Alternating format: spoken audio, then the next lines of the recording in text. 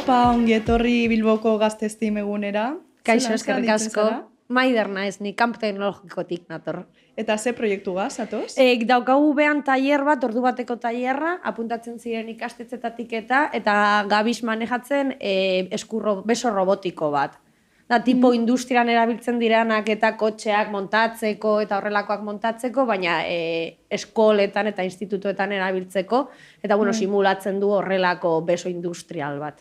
Eta txarlaren bat emoten zauzie edo? Ez, baten diogu asalpen bat, hasieran 5 minutuko asalpen bat edo haiek ulertzeko zelan manejatzen den eta gero jausten diegu gure laguntzarekin eta laguntza garba dute, baina gero haiek manejatzen dute eta gabiz montatzen tipo portuetan eta deskargatzen direnean barkuak eta kubo batzuk ditugu eta hori simulatzeko egiten dugu karga eta deskarga. Eta zelan ikusten zu gaur eguneko gazten etorkizune, teknologian eta proiektu honegaz alko zanin zozer?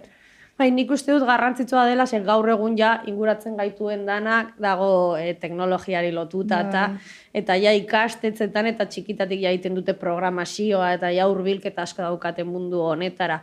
Eta nik uste dut adibidez robotonek, gure kasuan robotonek, aukera asko ematen dituela proiektu desberdinak egiteko simulatzeko adibidez igual birziklapenarekin lantzen gaudenean, selekzionatzeko eta egiteko banaketa, igual kartoiak ez dakit egiten da kuboekin eta baina historio bat montatzen badatzetik aukerak ditu, gero bauka korte laser egiteko eta orduan nahiko kompleto da eta nik uste dut lagungarria dela gaur egun ere gainera behartu dituzte Steam mundura sartzen eta teknologiara hurbiltzen eta uste dut ondo dagoela. Osa, uste zu garrantzitsua dela Steam talentue?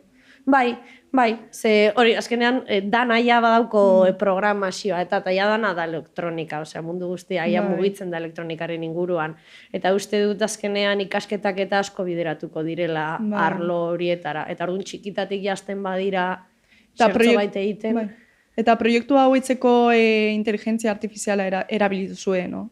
Aplikatu daiteke, hori erabili daiteke adibidez, nikin neban beso honekin, orain dela aspaldian genuen adibidez Lego piesak sailkatzen zituen proiektu bat, orduan aplikatu daiteke bai.